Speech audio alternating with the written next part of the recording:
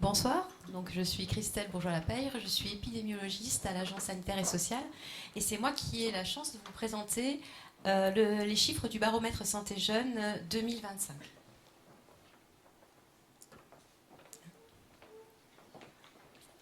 Donc là on a le plan que je vais suivre.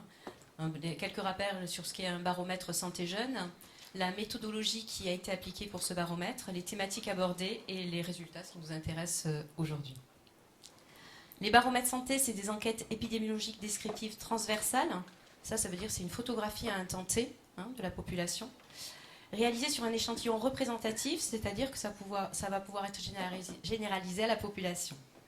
C'est un tirage aléatoire d'une population étudiée. On va mesurer les comportements, les attitudes, les perceptions, les croyances liées aux prises de risques et à l'état de santé. On a plusieurs types de baromètres santé, adultes, jeunes et médecins.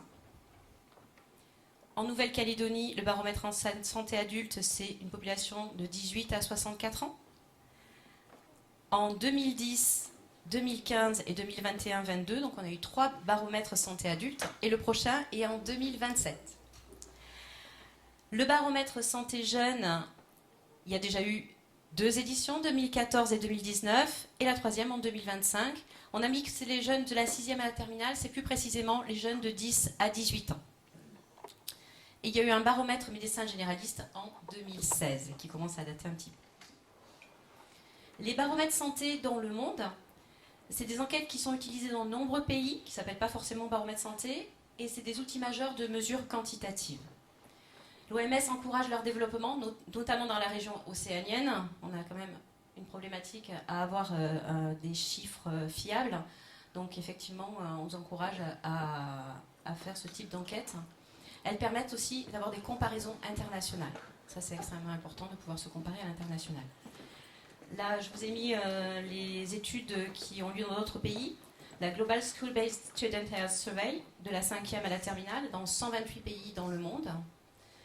Et la Health Behavioral School Age Children, chez les 11, 13 et 15 ans, dans 51 pays, et qui a débuté dans les années 80.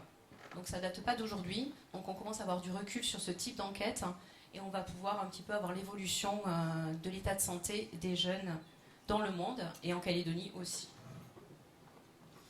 Les objectifs de cette enquête, c'est d'améliorer les connaissances sur la santé et les comportements en santé des jeunes scolarisés en Nouvelle-Calédonie, c'est important puisqu'on a fait les jeunes de 10 à 18 ans et que la scolarisation est obligatoire jusqu'à 16 ans. Donc on a tous les jeunes déscolarisés entre 16 et 18 ans qu'on n'a pas pu interroger. Donc effectivement, là, on n'a pas toute la population de ces jeunes-là. On va capitaliser des données sanitaires et élaborer des indicateurs populationnels, c'est-à-dire récupérer les données, les analyser et pouvoir créer des indicateurs. On va pouvoir croiser ces indicateurs en fonction des données sociodémographiques, ce qui va nous permettre d'identifier des groupes à risque et des facteurs associés. Et comme je vous l'ai dit précédemment, on va suivre cette évolution sur 5 et 10 ans. Donc là, on va commencer à avoir du recul, on va commencer à avoir des comparaisons. Ça va renforcer aussi nos capacités d'analyse des déterminants de santé. Ça va permettre d'appuyer et d'adapter les orientations des politiques publiques. C'est ça le but de ces enquêtes. Ce n'est pas juste de décrire l'état de santé, c'est aussi de pouvoir orienter les politiques publiques et les programmes de prévention. Et on va pouvoir se situer par rapport aux autres pays dans le monde et aussi aux pays de la région. Vous allez le voir avec les résultats tout à l'heure. Au niveau de l'Agence sanitaire et sociale, on emploie une méthodologie rigoureuse et éprouvée depuis 2014. Des équipes qui sont spécialisées et mobilisées sur l'ensemble de la Nouvelle-Calédonie, sur les enquêtes, l'analyse et l'épidémiologie. Et on a une garantie éthique aussi, des enquêtes anonymes et volontaires. À n'importe quel moment de l'enquête, le jeune peut se retirer. S'il ne veut pas répondre à la totalité du questionnaire, il arrête. Les ressources internes mobilisées pour cette enquête, c'était une secrétaire, coordinatrice, 4 enquêteurs et 2 biostatisticiens épidémiologistes. Au niveau de la méthodologie, c'est une enquête qui a eu lieu du 23 juin au 3 septembre 2025.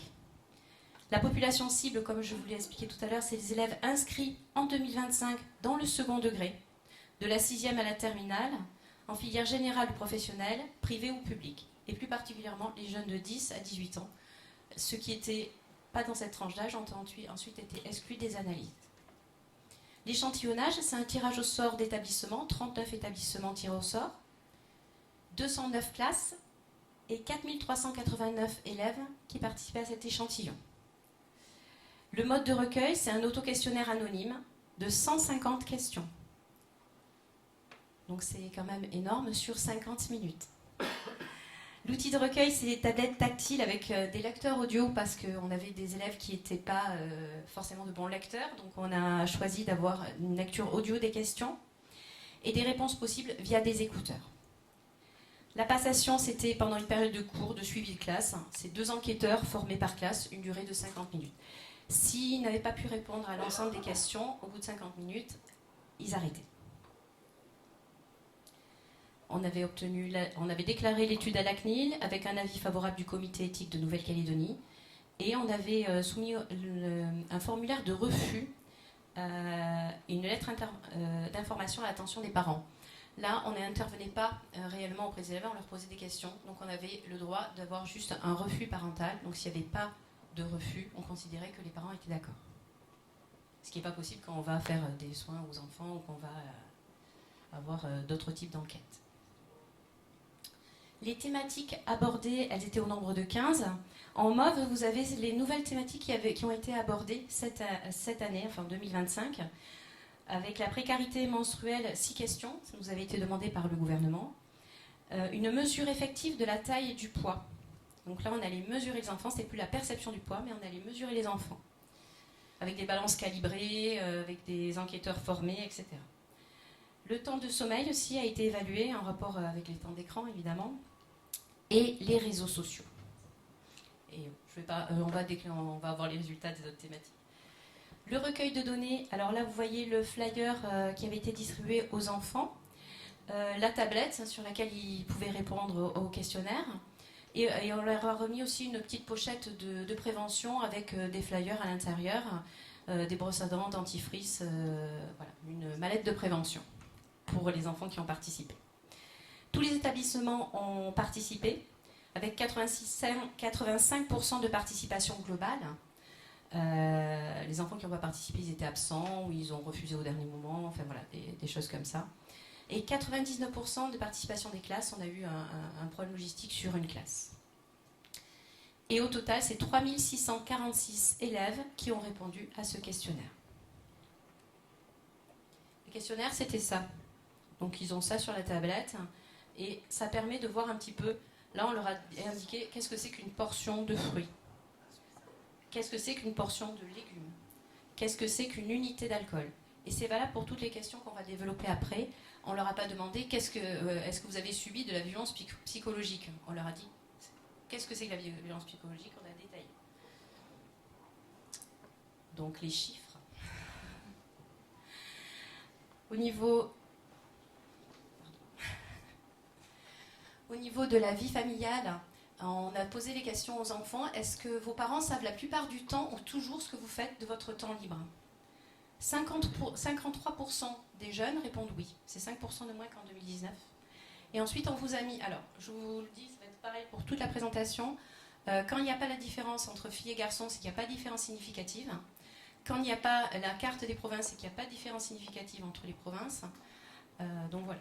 Donc, si vous posez la question, c'est que juste, il n'y a pas. Au niveau des provinces, on peut voir qu'on surveille un petit peu plus les enfants en province sud que dans les îles et dans le nord. Les comparaisons internationales se sont faites sur les 13-17 ans et non pas sur les 10-18 ans. Donc ça explique la différence de chiffres. Et c'était la question inverse qu'on a posée cette fois, parce que ce n'était pas nos questionnaires. Donc la question qui a été posée, c'est est-ce que vos parents ne savent jamais ce que vous faites ? Et là, c'était 29% des enfants qui ont répondu « Mes parents ne savent jamais ce que je fais ». En Polynésie, c'est 41%, et à Wallis et Futuna, 41%. Et ensuite, on leur a dit « Est-ce que vos parents vérifient les devoirs ?»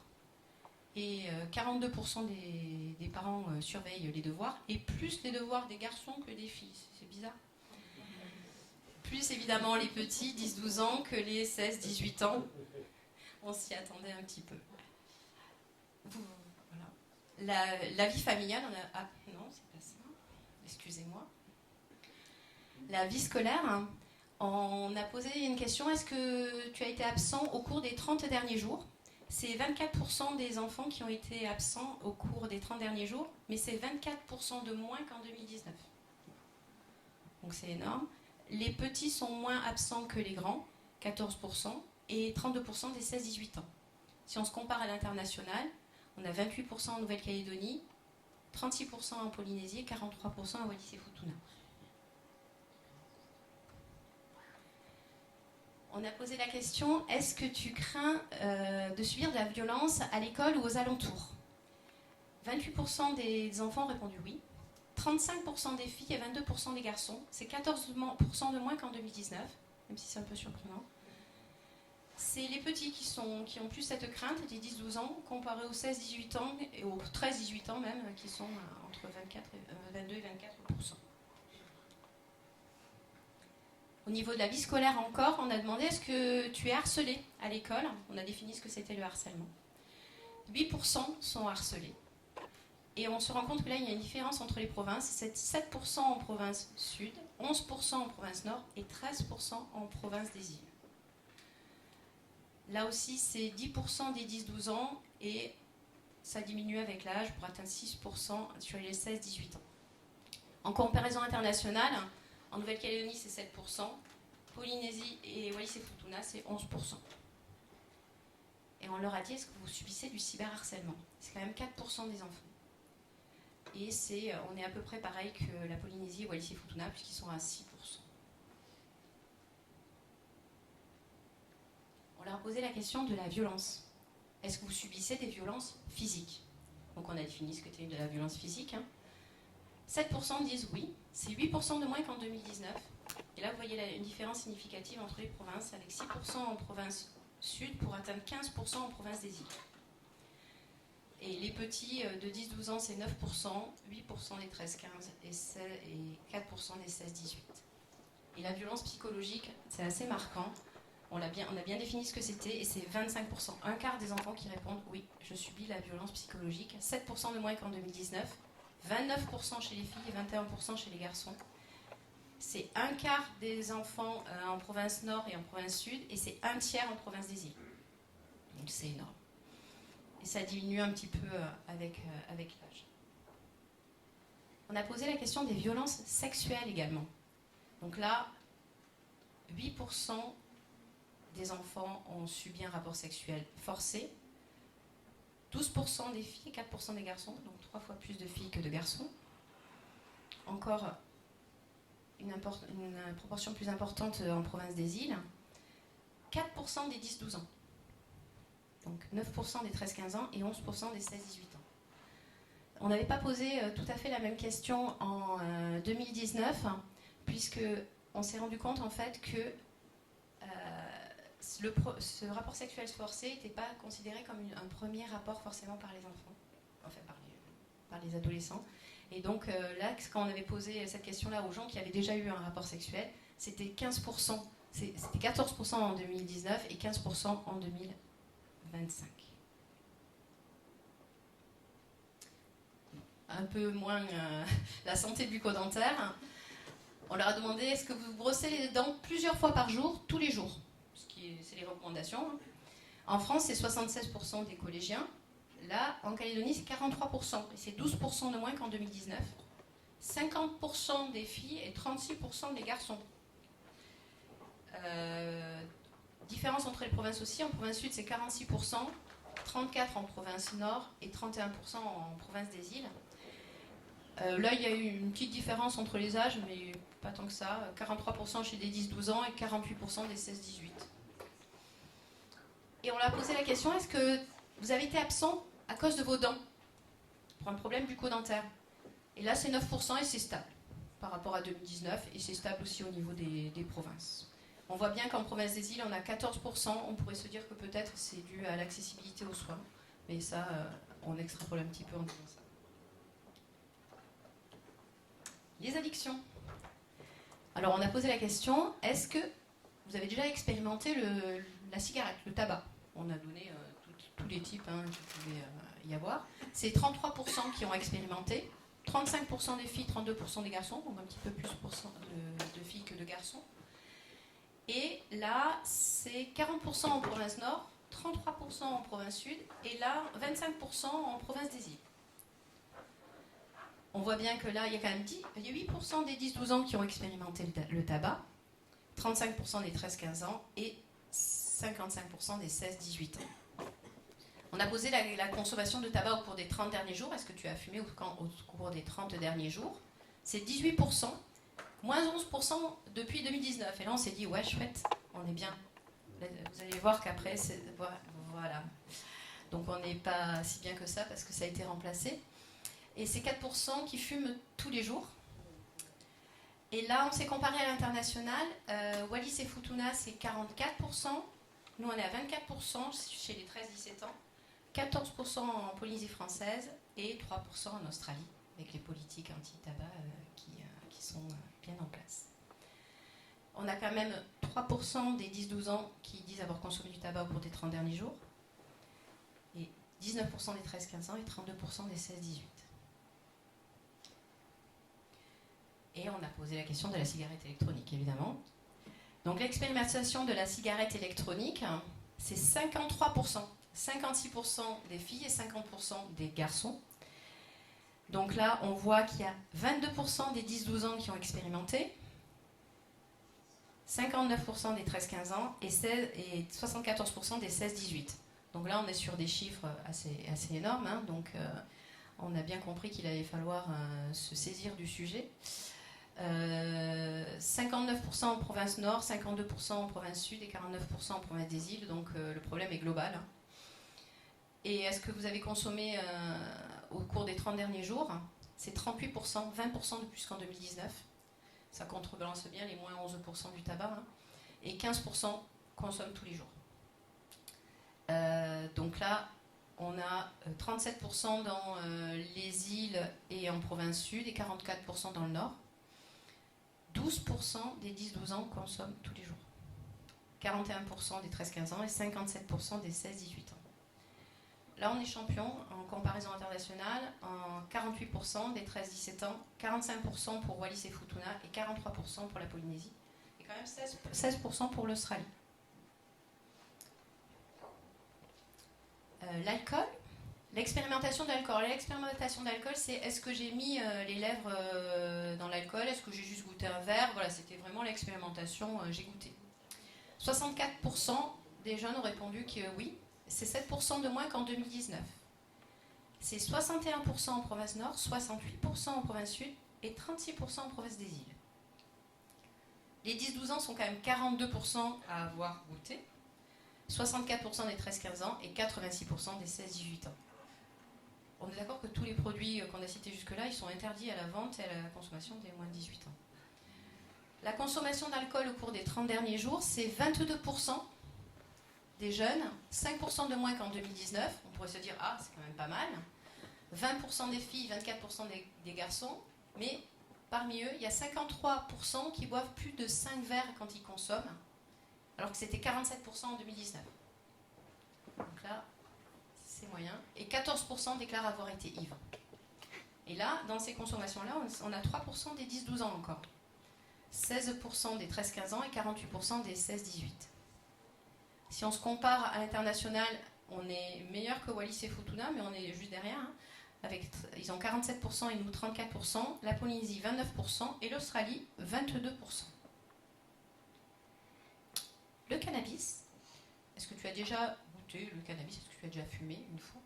21% des jeunes disent oui, 23% des filles et 19% des garçons. 10% de moins qu'en 2019. Et la consommation, c'est 21% en province nord, 23% en province sud et 14% en province des îles.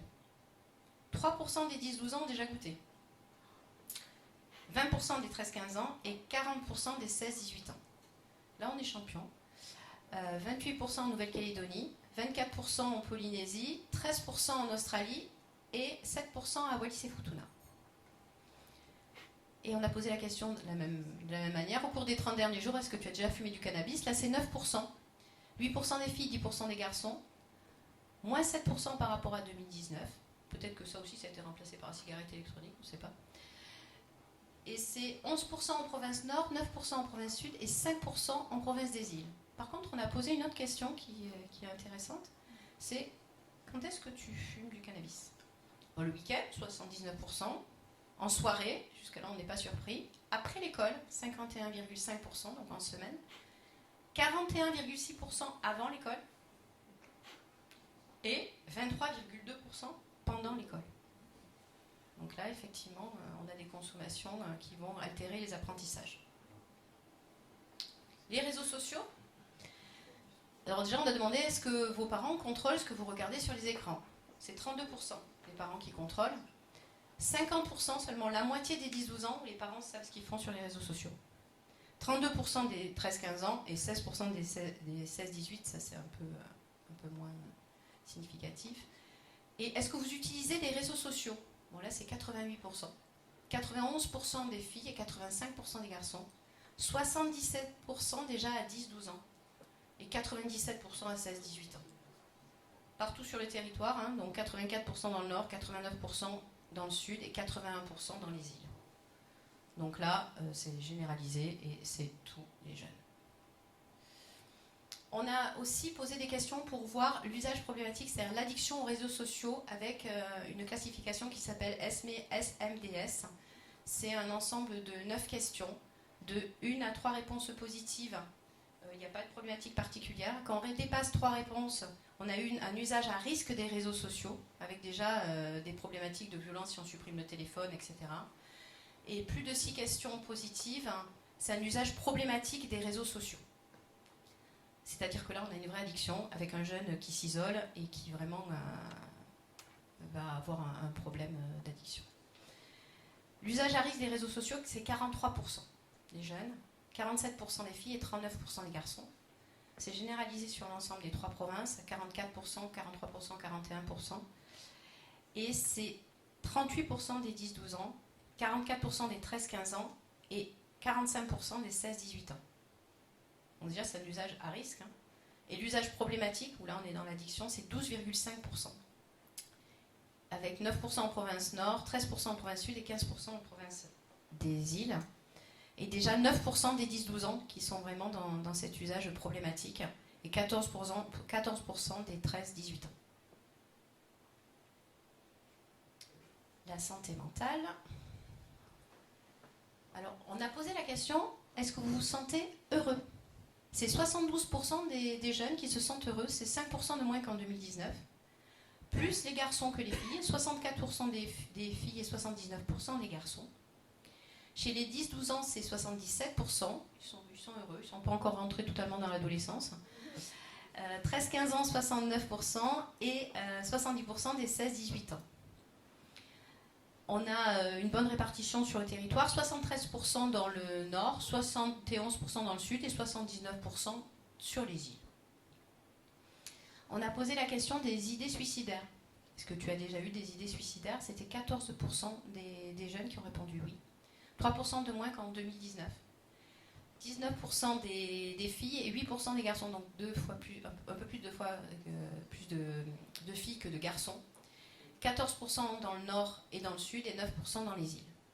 Et on a posé également la question, est-ce que tu as déjà tenté de te suicider sans forcément que ça donne lieu à une consultation médicale, hein. Donc est-ce que tu as déjà tenté de te suicider?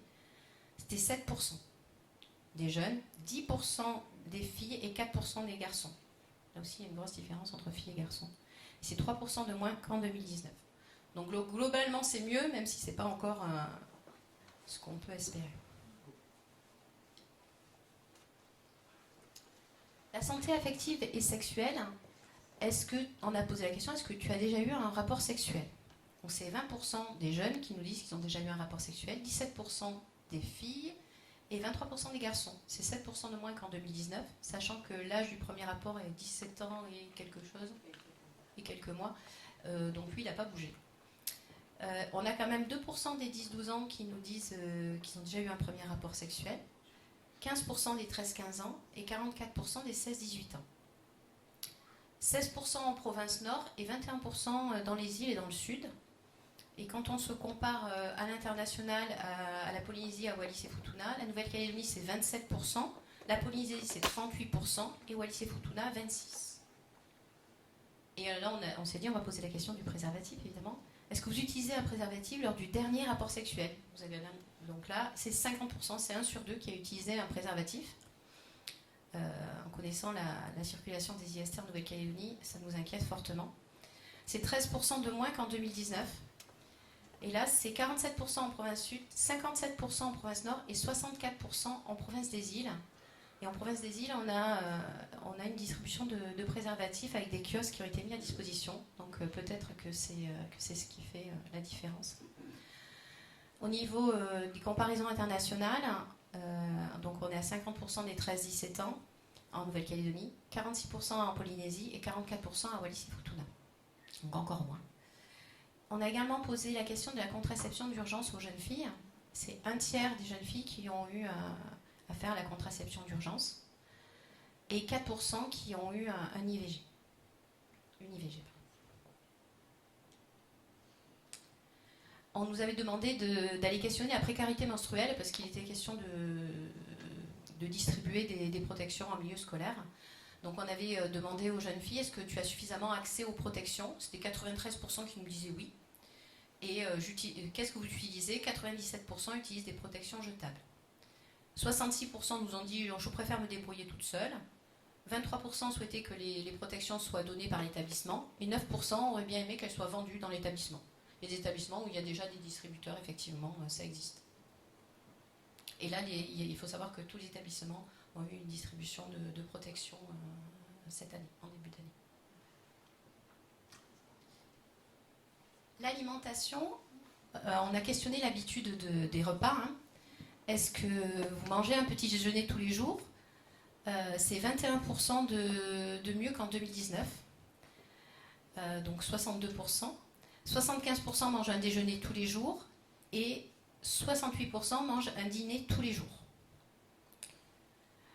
Donc la prise d'un petit déjeuner tous les jours, on voit bien que c'est plus les 10-12 ans, 70%, que les 13-15 ans et que les 16-18 ans. Ça diminue avec l'âge. Donc on déjeune un petit peu moins.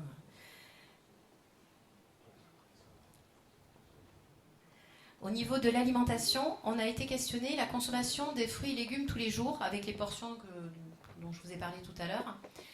La consommation des fruits et légumes tous les jours, c'est 26%, c'est 3% de moins qu'en 2019. Et là, il y a une différence entre les provinces. C'est 24% en province sud, 31% en province nord et 35% dans les îles. Donc une meilleure accessibilité aux fruits par jour. Et la consommation de légumes tous les jours, c'est 28%, avec une diminution de 14% depuis 2019, donc une grosse chute. Et là aussi, on a une différence, on consomme plus de légumes en province des îles. Et quand on a questionné sur ceux qui consomment des fruits et des légumes, la portion idéale, est-ce qu'ils consomment la portion idéale? C'est 40% qui consomment la portion idéale de fruits et légumes. 38% dans le sud, 46% dans le nord et 50% dans les îles. Donc même quand ils consomment des fruits et des légumes, ils n'en mangent pas assez.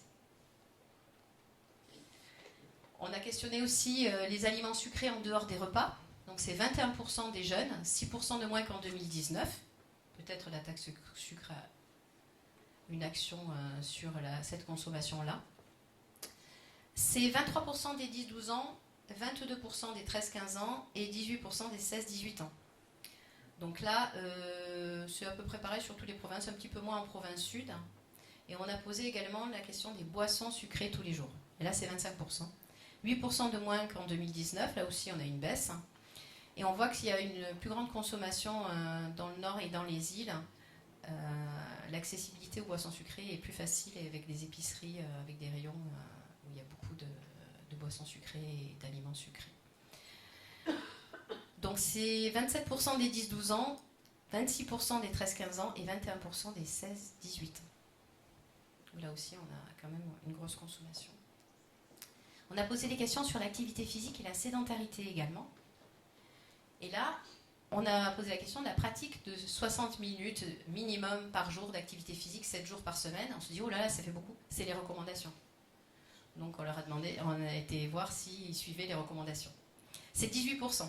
11% des filles et 25% des garçons. Donc 2 fois moins de filles que de garçons. C'est 4% de moins qu'en 2019. Ils bougent de moins en moins. On bouge un peu plus en province des îles qu'en province nord et qu'en province sud.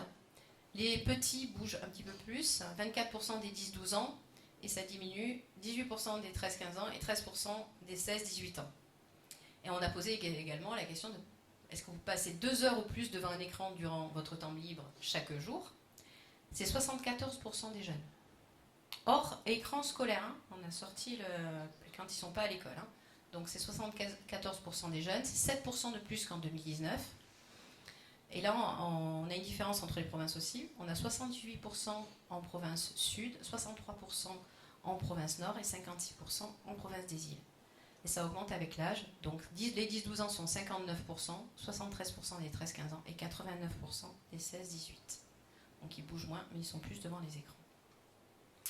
Donc on a été les mesurer. Donc quand on a mesuré les enfants et pesé, on a calculé l'IMC, évidemment. Et là, le surpoids et l'obésité, c'est 39% des jeunes de 10 à 18 ans. 57% ont un poids normal, 21% sont en surpoids, 18% sont obèses.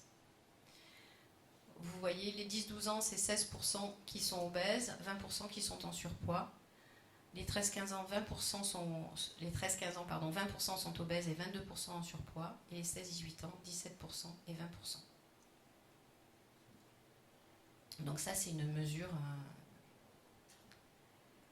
en population. Les chiffres du sommeil.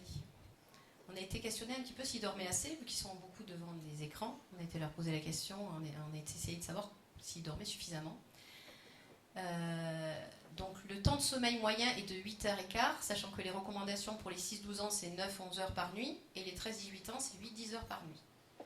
Donc le pourcentage de jeunes qui ne dorment pas assez, chez les 10-12 ans, c'est 34%, 35% des 13-15 ans et 62% des 16-18 ans. On dort moins à Nouméa que dans les îles, hein, 8h05 en province sud, chez les jeunes, 8h35 dans le nord et 9h dans les îles. Là, on a le temps de transport qui doit certainement jouer sur le temps de sommeil. Et au niveau des comparaisons internationales, en Nouvelle-Calédonie, le temps de sommeil inférieur à 8 heures, c'est 48%. En Polynésie, à Wallis et Futuna, c'est 55%. Et c'est fini.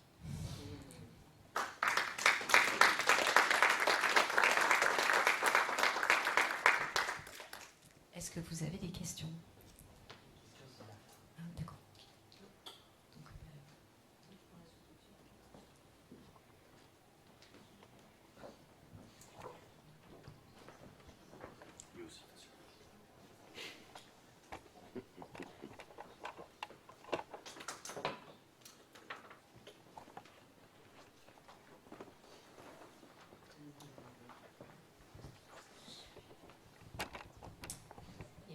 Bonjour. Bonsoir, je suis Géraldine Latelet, je suis directrice adjointe en charge des programmes à l'Agence sanitaire et sociale et je suis pharmacienne de santé publique. Je vais vous présenter le plan d'action de l'Agence sanitaire et sociale 2026-2030 qui, on espère, permettra d'offrir à chaque Calédonien la possibilité de vivre en meilleure santé en réduisant les inégalités en santé, en construisant une culture commune de la prévention.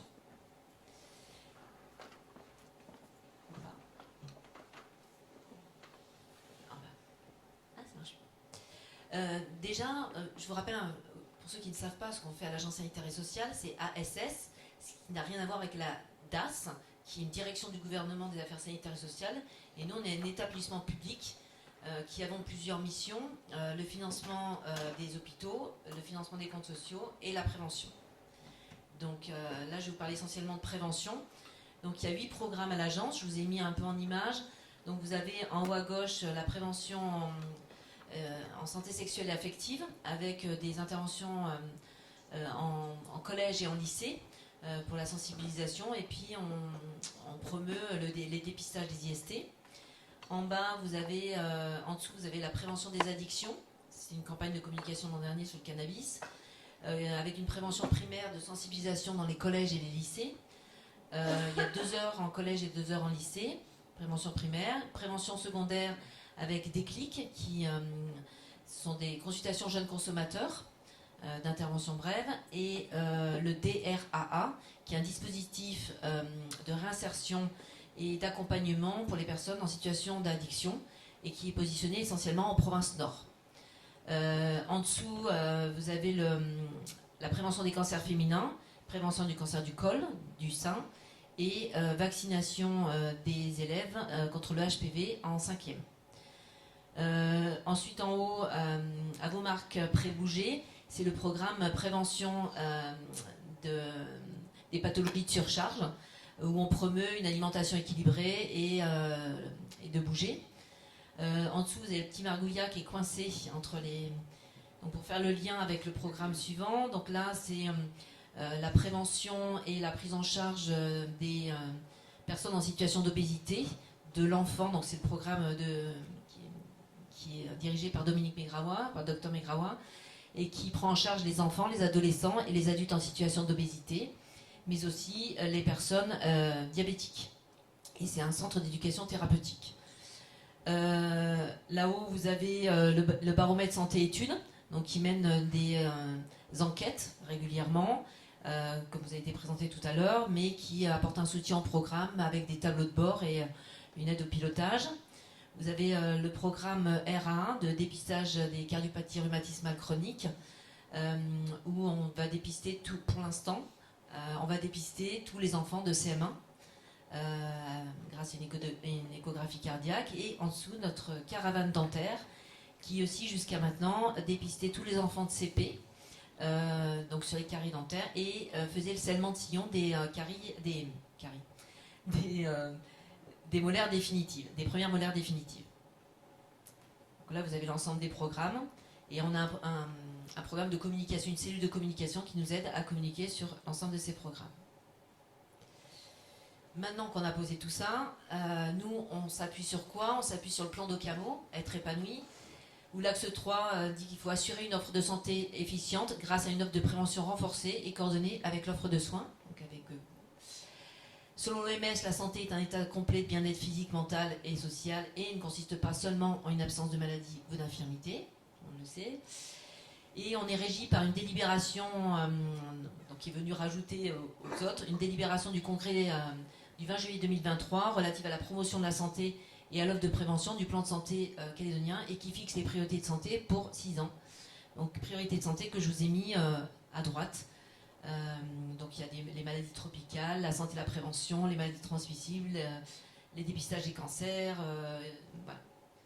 Et puis il y a un rapport de la CTC qui en 2021 préconisait à l'Agence sanitaire et sociale une stratégie pluriannuelle assortie d'objectifs chiffrés, d'indicateurs opérationnels et d'un calendrier prévisionnel d'évaluation. Et on a souhaité dans ce nouveau plan aussi avoir une dimension régionale. Le plan d'action, alors ce plan d'action, il s'appelait 2025-2030 parce qu'il a été effectivement créé en 2025, mais il n'a été voté à notre conseil d'administration qu'en 2026, donc il s'est transformé en 2026-2030, donc il y a un certain nombre d'actions qui ont déjà un peu commencé en 2026, donc voilà. Donc il a 5 axes, donc il y a la base de ce que je vous ai dit déjà tout à l'heure, et on va orienter sur 5 axes prioritaires sur ces 8 programmes. Donc accroître l'offre de prévention vers des publics prioritaires et des publics éloignés, renforcer l'éducation à la santé et à la prévention avec un focus sur le milieu scolaire, élargir l'offre de prévention de la SSNC à la santé mentale et à un projet pilote de faisabilité du dépistage organisé du cancer colorectal. Donc vous avez vu, je suis prudente, hein. Un projet pilote de faisabilité. Développer la politique d'évaluation qui existe déjà à l'Agence sanitaire et sociale, mais qu'on souhaite renforcer, et transférer les compétences et informer.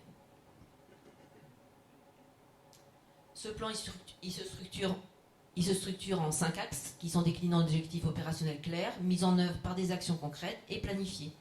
Une évaluation régulière du suivi du plan et des prérequis, forcément humains, financiers et des partenaires solides, que sont le secteur libéral et public, et puis même le secteur de l'éducation. Donc ce plan, il repose sur des données probantes, sur nos baromètres, sur les évaluations qui ont été faites des différents programmes et des actions qui ont été faites, sur nos partenaires et sur des recommandations internationales. Les attentes de ce plan, c'est d'avoir une vision partagée et une ambition claire, donc d'avoir progressé sur chaque axe, d'atteindre des valeurs cibles définies par des objectifs opérationnels. Alors on s'est mis des objectifs ambitieux, d'avoir un taux de vaccination anti-HPV de 70%, d'avoir un recul de la première consommation de cannabis de 2 ans, que les jeunes commencent à consommer le cannabis 2 ans plus tard, ce serait déjà très très bien, de faire reculer l'obésité infantile, et puis de réduire le nombre de caries dépistées avec, ça c'est un marqueur, le CAO c'est le nombre de caries à 12 ans lorsqu'on a toutes ses dents définitives, inférieur à 1, inférieur ou égal à 1. Et puis on aimerait aussi que toutes les cardiopathies rhumatismales chroniques dépistées soient traitées. Des objectifs opérationnels, des actions concrètes et définies. Les modalités de suite de ce plan. Donc il y a un pilotage qui est stratégique avec un rapport annuel qui sera présenté à nos conseils d'administration avec les avancements des actions, les atteintes des objectifs stratégiques, les analyses des écarts, les ajustements, le suivi budgétaire et le planning, des évaluations de résultats avec des indicateurs spécifiques par programme, des bilans intermédiaires, un bilan intermédiaire mi-parcours, donc en 2028, et des tableaux de bord.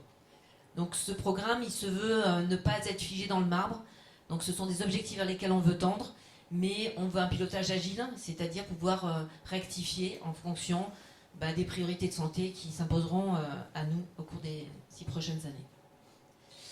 Les principes, c'est un peu tous les principes que regroupe ce plan, que regroupe pas mal de plans de santé publique. Donc vous avez la promotion et la prévention, la promotion de la santé, les indicateurs, c'est important pour nous, la littératie en santé, l'universalisme proportionné en santé, l'éducation à la santé, le dépistage précoce, des publics prioritaires, le marketing social, ça c'est aussi quelque chose qu'on a testé l'an dernier, où on allait interroger les gens. Donc sur Facebook, on allait cliquer pour répondre à un certain nombre de questions et on leur posait des questions pour pouvoir orienter nos campagnes de communication en fonction des réponses des gens. Par exemple, on avait essayé sur le tabac, on a essayé aussi sur l'alimentation. On leur a demandé pourquoi ils ne consommaient pas de produits locaux. Ils ne consomment pas de produits locaux parce qu'ils ne savaient pas cuisiner. Donc, on a sorti des recettes de cuisine. Et puis des petites vidéos là-dessus. Les publics éloignés, le aller vers et la médiation en santé. Donc je vais vous décliner juste les 5 axes. Tout d'abord, accroître l'offre de prévention vers les publics éloignés et prioritaires. Donc, on sait tous que, c'est pas un secret, il y a des inégalités de santé qui sont accentuées depuis la crise de 2024. Et il y a un cumul des inégalités sociales, territoriales et médicales. Et on sait que 70% de l'état de santé des gens dépend des facteurs socio-économiques, environnementaux et comportementaux. Les approches clés, c'est la santé communautaire, donc une construction avec les populations, avec une valorisation des savoirs locaux, une médiation en santé, le lien entre le public vulnérable et les systèmes de prévention, et l'universalisme proportionné, on intervient avec des interventions ajustées aux besoins spécifiques des populations qu'on va voir. Et les populations prioritaires, c'est quoi? C'est les populations en situation de précarité, les personnes en situation de handicap ou de perte d'autonomie, les publics isolés géographiquement, et les enfants, 1000 premiers jours, avec le concept des 1000 premiers jours, et les personnes âgées avec le bien vieillir. Donc les objectifs, c'est de renforcer les dispositifs mobiles et de proximité, avec un écosystème de prévention de proximité, grâce aussi aux associations, aux instances coutumières et aux communes. Il faut savoir que l'Agence sanitaire et sociale aussi participe au financement des associations et des réseaux de soins. Donc tout ce qui est réseau de soins en Nouvelle-Calédonie, on y participe. Et toutes les associations type Prisme, l'association diabétique, donc toutes les associations qui sont en relation avec la prévention et le dépistage aussi.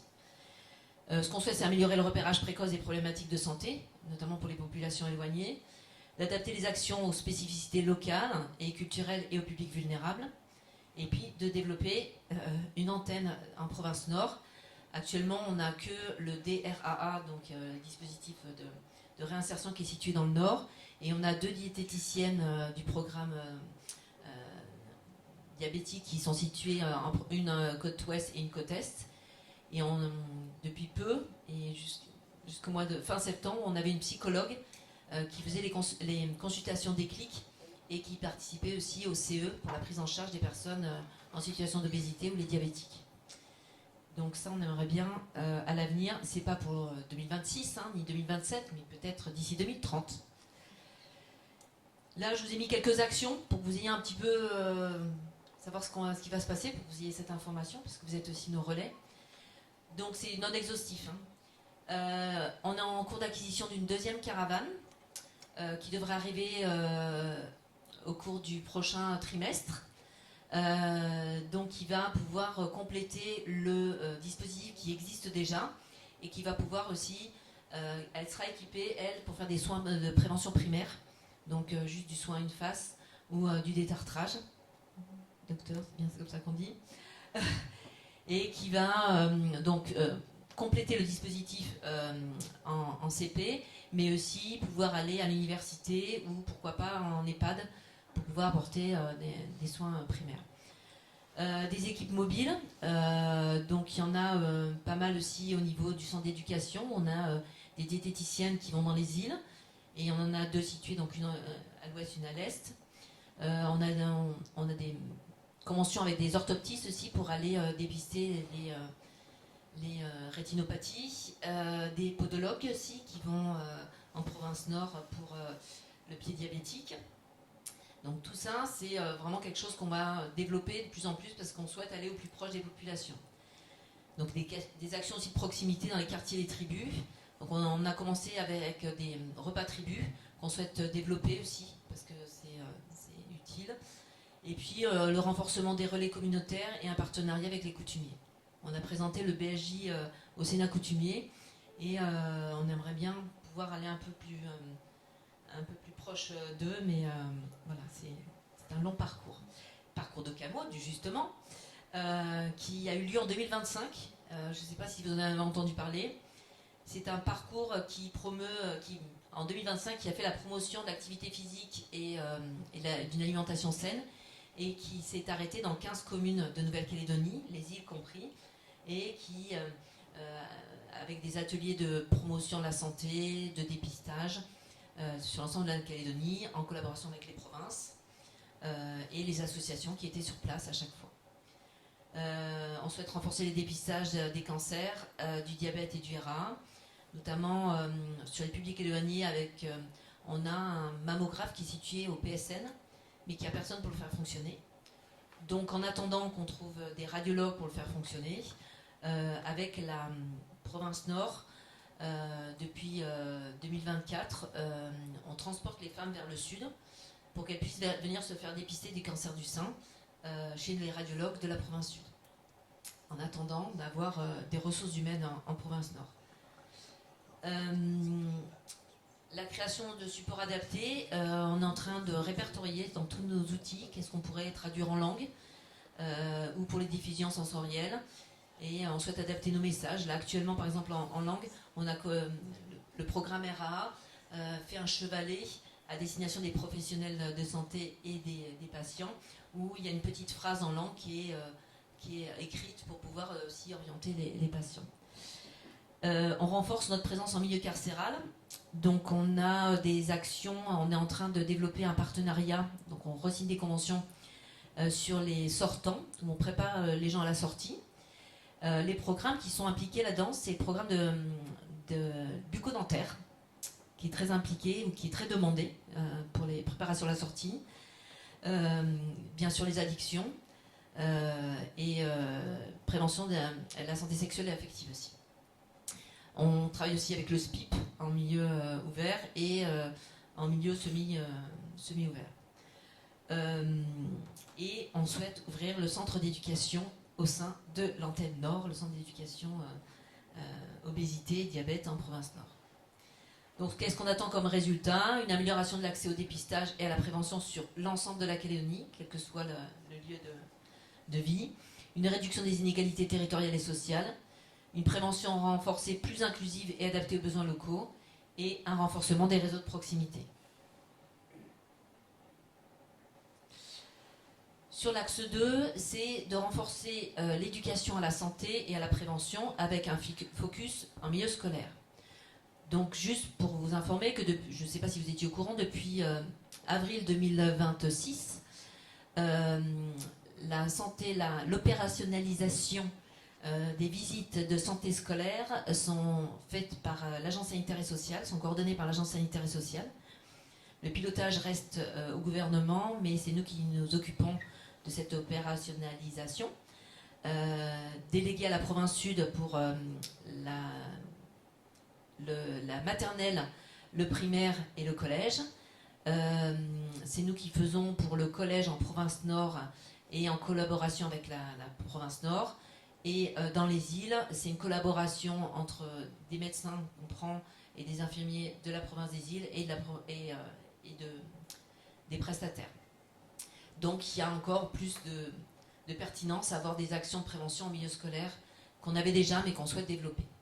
Donc le contexte et l'enjeu, c'est de renforcer les compétences des individus pour rendre chacun acteur de sa santé dès le plus jeune âge, favoriser les comportements sains, construire une culture de la prévention dès le plus jeune âge, promouvoir un environnement favorable à la santé et renforcer la littératie en santé. Donc les approches clés, c'est l'éducation thérapeutique, donc autonomie dans la gestion de sa maladie, la promotion de la santé, agir sur les déterminants socio-économiques et environnementaux, et le milieu scolaire, c'est une prévention dès l'enfance et un accompagnement tout au long du parcours éducatif. Donc éduquer, sensibiliser l'ensemble de la population et renforcer les actions en milieu scolaire. Alors comment on envisage, donc c'est déjà quelque chose qu'on fait mais qu'on va renforcer. Donc on souhaite multiplier les ateliers pratiques de nutrition, de sport et de santé bucco-dentaire, de renforcer la présence en entreprise. Sur notre site, on fait des actions de sensibilisation en entreprise. Donc sur notre site, il y a certaines entreprises qui nous sollicitent. Donc il y a une page entreprise qui nous sollicite pour qu'on aille faire des actions de prévention dans leurs entreprises. Donc il y a des entreprises plus ou moins grosses. Les principales thématiques, c'est beaucoup l'obésité et le diabète, les addictions, mais aussi ça peut être des interventions sur la prévention des cancers ou des choses comme ça. Donc on intervient au sein des entreprises et on collabore avec certaines entreprises et administrations aussi. On souhaite étendre le soutien à la parentalité, c'est quelque chose qui marche. Alors c'est la géométrie variable, ça dépend un peu des communes et des parents impliqués. Donc les cafés parents, notamment sur les addictions qu'on a commencé à développer cette année. On souhaite renforcer le dépistage du RAA, notamment aux familles, pour suivre les recommandations de la Fédération mondiale du cœur, qui dit que normalement un enfant qui a le RAA, il y a des chances pour que sa famille en soit atteinte aussi. Et puis étendre aussi aux femmes enceintes. Donc ça c'est une action qui a déjà commencé en 2026 grâce à Madame Sago, qui a mis en place un DU d'échoscopie qui pourra permettre à une dizaine d'apprenants de pouvoir faire des échoscopies de dépistage et d'étendre le dépistage et les cardiologues et de garder les cardiologues surtout pour les confirmations. Il y a un projet de plan qui proposant une stratégie territoriale de prise en charge de l'obésité chez l'enfant et l'adolescent. On l'a vu tout à l'heure, chez l'adolescent il y a quand même pas mal de jeunes qui sont en situation d'obésité ou de surpoids, et chez l'enfant aussi. Et un grand projet de dématérialisation de la chaîne d'invitation des dépistages des cancers féminins, donc que l'on souhaite dépister de l'invitation jusqu'au résultat. Donc ça c'est un chantier important. Les résultats attendus, c'est une meilleure littératie en santé, une prise en charge plus précoce du diabète et de l'obésité en particulier, et voilà. Une diminution des hospitalisations évitables et des évasanes pour valvulopathie, pour le RA par exemple, et une augmentation des dépistages des cancers féminins. On imagine qu'on pourrait dépister 70% des femmes, pourquoi pas. Il faut être ambitieux. Les actions milieu scolaire, donc on souhaite participer au parcours de santé de l'élève, donc de la crèche au primaire, au collège, au lycée, à l'UNC. Jusqu'à maintenant, on avait des actions au niveau scolaire, mais là, c'est vraiment tout le parcours de prévention et d'accompagnement de l'élève qu'on souhaite mettre en place. Donc renforcer le dépistage et la prévention médicale, notamment santé bucco-dentaire, où la caravane pourrait aller à l'université et dans le secondaire. Il y a un projet donc, qui est en lien avec le DU d'échoscopie aussi, de dépistage du RA en 3e. Et puis renforcer le dépistage de l'obésité infantile. Renforcer la présence de l'agence sanitaire et sociale dans les cantines pour que les jeunes mangent mieux. On prolonge un projet avec PFL sur les labels cantines qui promeut une alimentation locale et saine. Donc, on renforce notre présence dans le campus à l'UNC, où on est en train de commencer à développer un partenariat avec la Maison de l'Étudiant, notamment avec la Caravane dentaire qui y va régulièrement, mais aussi sur d'autres thématiques. Il y a un référentiel d'éducation en santé sexuelle qui nous a été demandé d'accompagner, c'est les VAR et les VARS. On accompagne le vice-rectorat sur cette thématique. Et puis on souhaite mettre en place, un référentiel pour les addictions par niveau et par cycle. Parce qu'en fait, on s'aperçoit que quel que soit l'endroit dans le territoire ou ceux qui agissent sur les addictions, il n'y a pas un vrai référentiel de comment on doit agir en fonction de l'âge, parce qu'on a des addictions assez jeunes maintenant et à différentes choses. Et il y a un projet pilote qui devrait commencer à voir le jour là au mois d'août sur un point écoute au lycée, parce que comme vous l'avez compris, la santé scolaire c'est en maternelle, en primaire, en 6e, mais il n'y a rien pour le lycée. Donc c'était une volonté du gouvernement de mettre en place au départ, c'était prévu une consultation infirmier en seconde, mais au fil du temps et en discutant avec le vice-rectorat, avec l'ADEC, etc., il a été privilégié plutôt un point écoute lycée, qui sera fait par un psychologue. Le point d'entrée, c'est la santé mentale, mais il traitera aussi des addictions et des santé sexuelles et affectives. Ça commencera à partir au retour des vacances d'août. Les résultats attendus, c'est une meilleure santé globale des enfants et des adolescents et des jeunes majeurs, la diminution des conduites à risque, offrir à chaque enfant une réponse de proximité, et puis la prévention des maladies chroniques dès l'enfance. C'est l'école où il y a le moins d'inégalités en santé. C'est là où on peut agir également sur l'ensemble des enfants. Le troisième axe, c'est élargir l'offre de prévention. Les objectifs opérationnels, c'est initier une offre de prévention en santé mentale des jeunes. Pour l'instant, on se contente des jeunes. Et de réaliser un projet pilote de faisabilité d'un dépistage organisé du cancer du côlon. Ça, c'est plutôt pour 2027. Beaucoup de texte, mais je vais vous résumer un petit peu. Donc, la santé mentale et le dépistage du cancer du côlon sont des priorités de santé définies par la délibération dont je vous ai parlé au tout début. Il n'y a pas de santé mentale, il n'y a pas de santé sans santé mentale. L'OMS estime qu'un quart des personnes est touchée par des troubles psychiques à un moment de sa vie. Et la prévention et les interventions précoces sont insuffisantes en Nouvelle-Calédonie. Le BSA, donc le baromètre santé adulte, donnait 12% des adultes qui souffraient d'un épisode dépressif majeur. Et tout à l'heure, Christelle vous a fait part de la santé mentale des jeunes, d'après le baromètre santé jeune 2025. Sur le cancer colorectal, c'est le 3e cancer chez l'homme en Nouvelle-Calédonie et le 4e chez la femme, avec une prévalence supérieure entre 50 et 74 ans. Il a l'origine de 10% des cancers dans le monde et c'est la 2e cause de décès par cancer. Alors il y avait déjà une étude de faisabilité qui avait été faite en 2017 qui n'avait pas donné suite. Elle avait été conduite et elle proposait 3 scénarios. Soit on ne fait pas de dépistage organisé, on reste sur des dépistages opportunistes, ce qu'on fait là. Soit on met en place un projet pilote, où on prend un échantillon, puis on regarde vraiment dans la vraie vie comment ça marche. Ou alors on met progressivement en place le dépistage organisé. Vous verrez tout à l'heure. Donc le premier objectif, c'est initier une offre de prévention en santé mentale. Donc c'est permettre l'émergence d'une offre efficiente de prévention en santé mentale à l'attention des jeunes dans un premier temps, permettant un repérage du mal-être, l'information et la lutte contre la stigmatisation.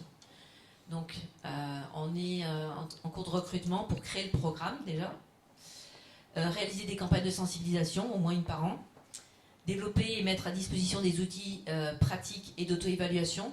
C'est ce qu'on avait fait pendant les événements, suite aux événements en 2024, où on avait travaillé sur des outils avec le CHS et le CASADO, enfin le CMP et le CASADO, et on avait eu des bons retours là-dessus, donc des outils à disposition sur notre site.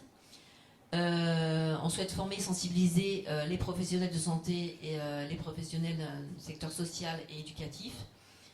Favoriser la création de groupes de soutien ou de points écoute. Donc là, pour l'instant, c'est les points écoute. Et puis, développer les compétences psychosociales, des points d'écoute, un réseau territorial, une communication et une évaluation, bien sûr.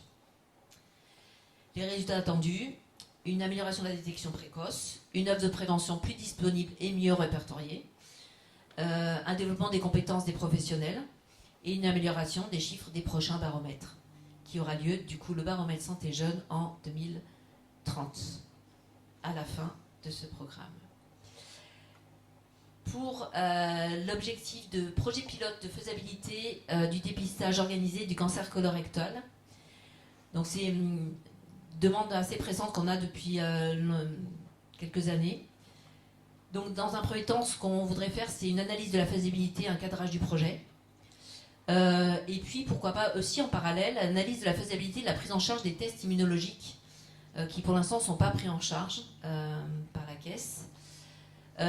Et une évaluation des prérequis essentiels à l'évaluation de la logistique et des ressources. Donc ça, c'est prévu pour 2027, si on peut.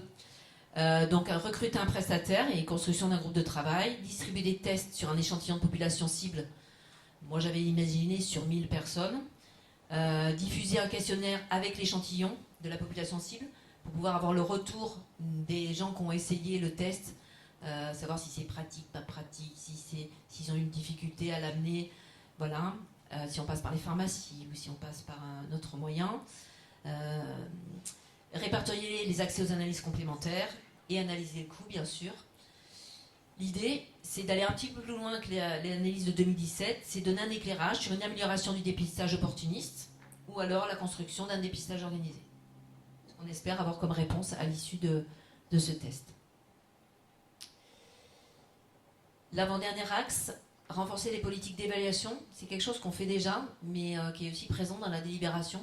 C'est très cadré dans la délibération de 2023. C'est un outil stratégique, l'évaluation.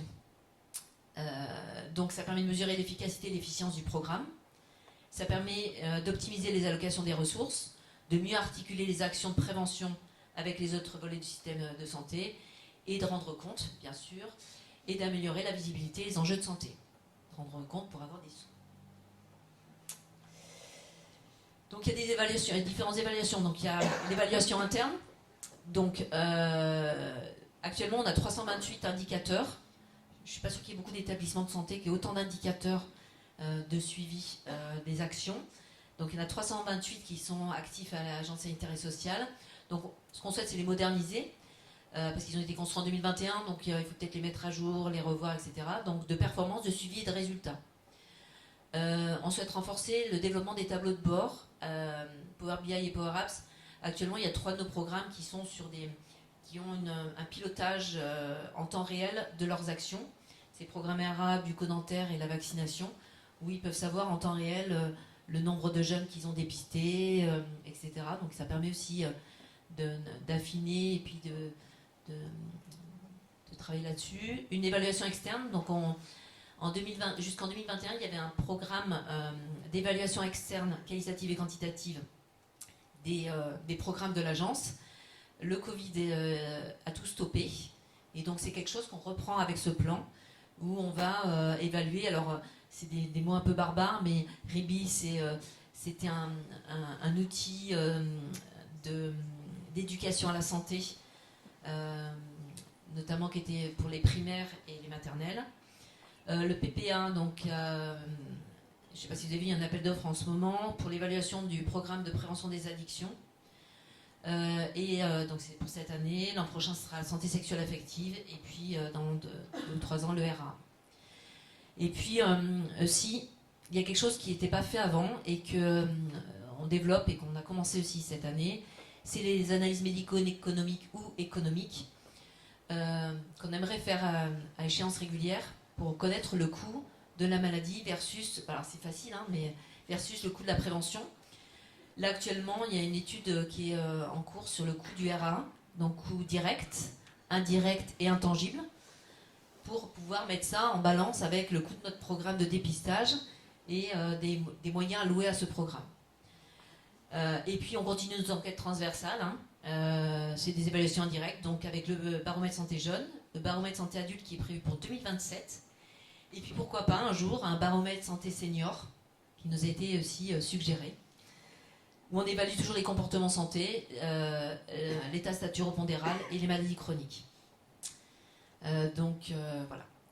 Et en 2026, il y a EpiSanté qui était une enquête sur l'état de santé bucco-dentaire et l'évaluation de l'état de staturo-pondéral des enfants de 6 ans, de 9 ans et de 12 ans sur l'ensemble du territoire. Pourquoi 6 ans et 12 ans? Parce qu'au niveau dentaire, c'est les 2 âges les plus importants et qu'il n'y a pas d'évaluation qui a été faite depuis 2019. Et pourquoi 9 ans? Parce qu'au niveau du poids, c'est un âge aussi important. Je regarde Dominique pour vous donner les résultats attendus. Donc, une meilleure qualité des actions de prévention et plus de réactivité face aux besoins émergents. Un pilotage stratégique plus efficace, transparent, une dépense publique plus efficiente, une politique de santé fondée sur la preuve, sa structure, ça oriente et ça valorise. Et tous les programmes seront évalués d'ici 2030, ça c'est un projet qu'on a aussi, et des données qui seront réactualisées d'ici 2030, vu qu'on a le baromètre santé adulte l'an prochain et le baromètre santé jeune en 2030, et EpiSanté en 2026. Enfin, ce qui est important aussi, c'est que tout le monde puisse s'emparer de la prévention et de la promotion de la santé. Donc on souhaite transférer de plus en plus les compétences et informer. L'idée, c'est de divulguer le plus possible les informations. Donc renforcer la stratégie de communication et la visibilité de l'Agence sanitaire et sociale. Développer la démocratie en santé, et ce qui permet de renforcer l'adhésion.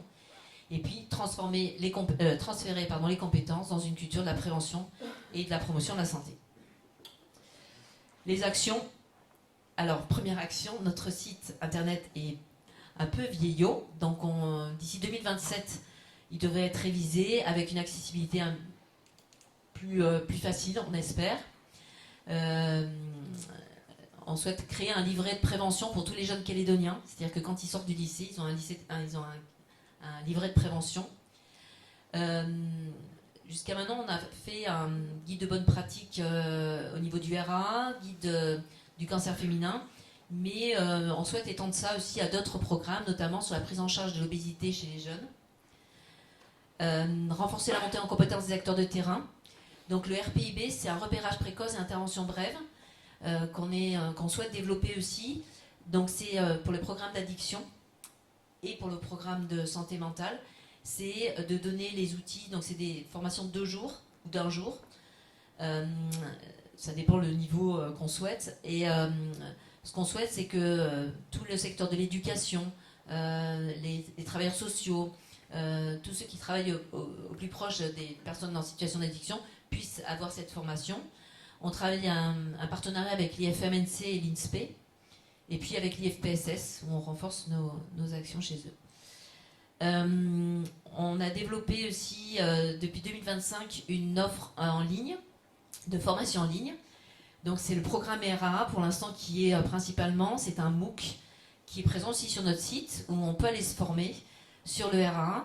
C'est surtout à l'attention beaucoup des jeunes arrivants, parce qu'effectivement, pendant les études, on ne parle pas beaucoup de RAA, parce que le RAA est vraiment au niveau du Pacifique et au niveau de l'Afrique. Donc si on n'a pas travaillé dans ces 2 régions-là, en Europe, il n'y en a quand même pas beaucoup. Donc pour l'instant, il y a sur le RAA. D'ici fin 2026, on va mettre le santé sexuelle et affective, parce qu'il y a l'utilisation des TROD est soumise à formation. Donc il y a une formation qui va être mise en ligne, et on a étendu ça pas qu'à l'utilisation du TROD, mais à tout ce qui est santé sexuelle, avec différents modules qu'on fera ou qu'on ne fera pas. Et puis il y a le projet du FAC-SP aussi sur la consultation santé sexuelle des jeunes, donc qui permettrait aussi de pouvoir avoir des billes. Et le RPIB qu'on mettra sur le MOOC d'ici 2027.